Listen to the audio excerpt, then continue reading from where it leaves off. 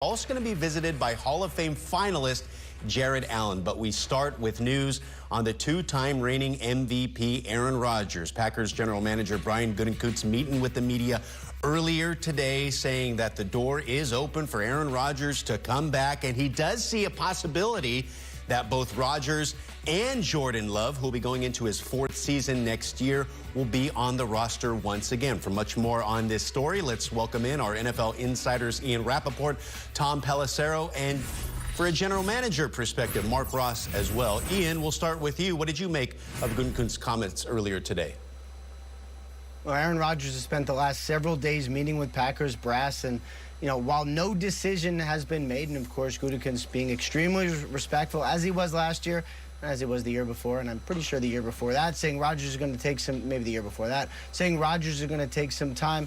That all is true. That said, there's a couple things that are working in the direction, Tom, of Aaron Rodgers returning next year. First of all, my understanding was when he signed that massive contract extension this past offseason that it was a 2 or 3 year commitment to the Packers. So he's going to take some time to think about it, but I would be surprised based on what he committed to at the time if it was just one and done. I think that is one thing.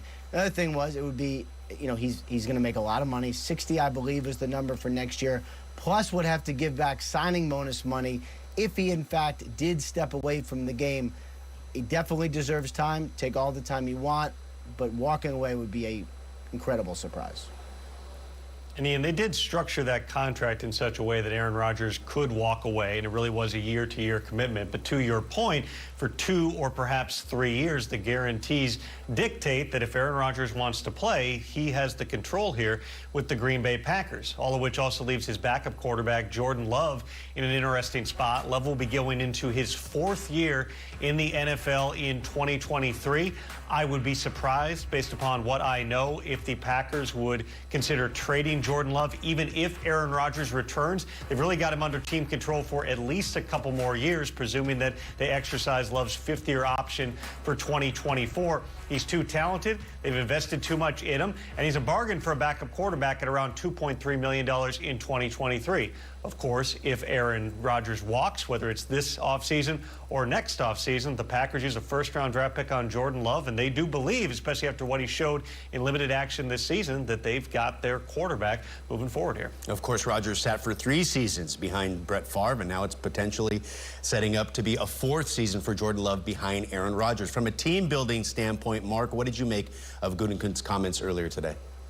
Well, he's been saying all the right things, as Ian alluded to, every year when it comes to Aaron Rodgers' time. And basically, this is Aaron Rodgers' team. It's the Aaron Rodgers Packers, and that's a bad situation to be in. It's when you're on a great organization, it's all about the team and what's best for the team in the future.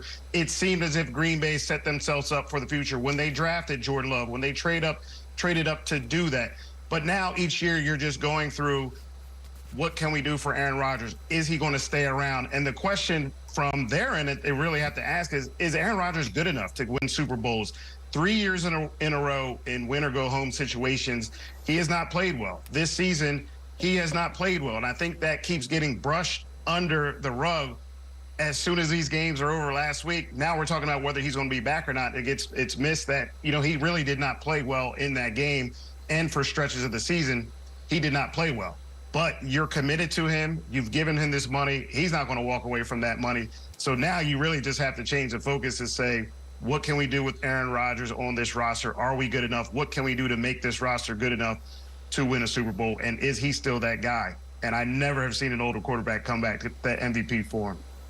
Mark, and those 3 games you mentioned, all at home at Lambeau Field. So potentially Aaron Rodgers setting up to dominate offseason headlines yet again. Mark, we'll see you just a little bit later in the show. Ian, Tom, hang right there. We have some other former MVP news. Lamar Jackson tweeting this last night. Thank you, everyone, for your support and concerns regarding my injuries. I wanted to give you an update as I am in the recovery process. I've suffered a PCL grade 2 sprain on the borderline of a strain 3.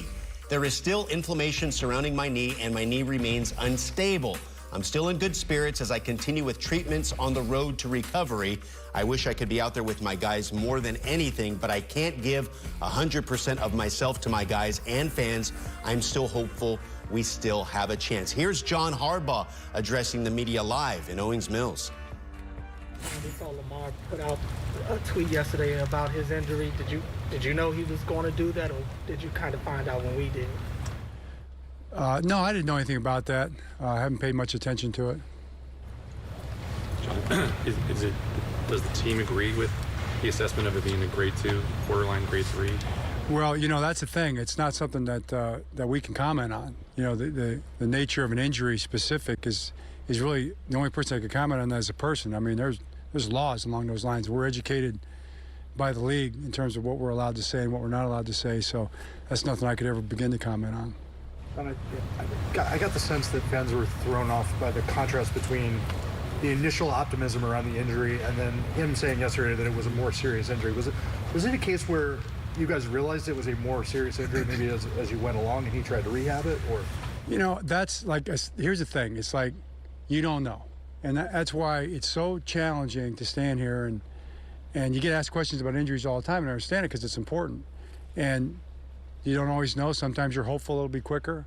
I know I'm always hopeful that guys get back quicker, that it's the front end of any kind of a prediction. Sometimes it goes the other way and it's longer and you're disappointed. And that's why it's really tough to say. I mean, if I get up here and say it's going to be a certain amount of time and it doesn't turn out to be that time and everybody's like, well, you're not being honest with us. It's like, no, you really don't know. That's how medicine works. You just don't know. And I sure don't know. I mean, there's a range in there somewhere. And as a coach, you just try to get your guys ready and you hope that the guys get back. Had he communicated to you that he felt his knee was unstable? I'm not going to get any conversations you have with players. I mean, that's just not something that I would do. We have conversations about things all the time, and those are conversations between me and guys, whoever they are, really. Just that's all I can say about it.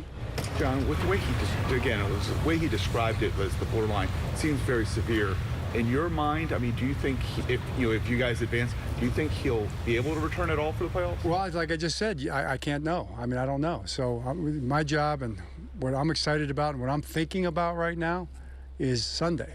I'm thinking about this team and this practice. We had a great practice today. I'm excited about that. Can't wait to watch the tape on the practice. In all honesty, I can't wait for the meetings tomorrow morning. I can't wait for tomorrow night's meetings. And I sure can't wait for the game to start. I'm going to have to wait because it's not going to start until 8:20 on Sunday night. But 8:20 Sunday night is what I'm thinking about, and I know our guys are too because they're into it. John, we've seen Tyler do more throwing the last couple of days. How has he looked to you, and how much are you looking forward to getting him out there starting Sunday night? Yeah, I'm hopeful for that. I mean, he's worked really hard. All the guys do. And if I could backtrack on that one, now that you made me think about working hard to get back, Lamar has too.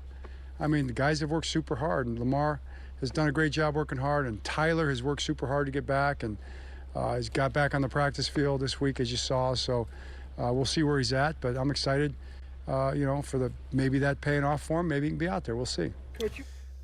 John Harbaugh and the Ravens, of course, getting ready for that Sunday night matchup against the Cincinnati Bengals. Ian, you heard him say that he can't reveal too much about the specifics of Lamar Jackson's injury. Of course, Lamar did yesterday. What more can you tell us about this story? Yeah, I mean, coaches are actually allowed to reveal specifics of players' injuries. They're not doctors. But anyway, that's a whole other conversation. I thought that was really interesting, and I think John Harbaugh really explained the mindset of a coach extremely well, Tom. Was he surprised about the tweet? Obviously he was. I think he was surprised at the detail that Lamar Jackson went into. Wasn't going to get into what the diagnosis was or whether the knee was unstable. And by the way, sounds like grade 2 is about right. The knee probably is not unstable. That maybe not the greatest description, but it is swollen and it is still bothering him. So that's kind of where the knee stands. But for a head coach, all he is worried about is which players are available, who do I have, and who am I going to go out and play with. And I think John Harbaugh, when he says, I'm only thinking about the players on the practice field, he is being truthful because in his mind, that is all he is thinking about. And that's why I think early on in the process, he didn't have a lot of great details on Lamar's injury because he's like, I will focus on Lamar when he is on the practice field. And obviously and unfortunately, didn't get there at all this week. And then we'll see about next week. Tom, as far as Skylar Thompson goes in the Miami Dolphins, what can you tell us about him? Well, Mike McDaniel confirmed today, Omar, it will be Skylar Thompson starting for the Dolphins in their playoff game against the Bills, a rookie 7th-round draft pick who will be making his 3rd NFL start. You've seen flashes from him of why they were willing to draft him, albeit late in the draft back in April, but this is still a guy who's got a lot to learn about being an NFL quarterback. The Dolphins' hands are tied here. Tua Tagovailoa still has multiple steps remaining in the concussion protocol. He has not even returned to the practice field yet, which would be one of these steps, which also would include, of course, clearance from an independent neurologist. And then Teddy Bridgewater has been dealing with a dislocated pinky on his throwing hand. I have been told, going back to last week, he can throw, but the fact that he's not starting and a 7th-round draft pick rookie is a pretty clear indication that he's not yet at a point the Dolphins feel comfortable with him being on the field. Another injury that's going to impact this weekend's games, Charger wide receiver Mike Williams has been ruled out after, I am told, he underwent further testing this morning on his back that revealed a small transverse process fracture. That is an injury that would keep Williams out for multiple weeks, after the Chargers really have been optimistic through the course of this week that Williams would be able to go tomorrow night against the Jaguars. He underwent an X-ray at the stadium. That was negative. He underwent an MRI early in the week. That was negative. He just wasn't progressing. They scanned him again. That's when that revealed this fracture. So now it's going to be Josh Palmer and others stepping up for Justin Herbert, who, between his own rib cartilage fracture and all the injuries around him, has sadly gotten used to playing without full strength this season. Yeah, that's been a recurring theme for the Chargers, and a decision to play Mike Williams there and several other starters in Week 18 that was already scrutinized will go heavily under the microscope even more. Tom, Ian, thank you both very much.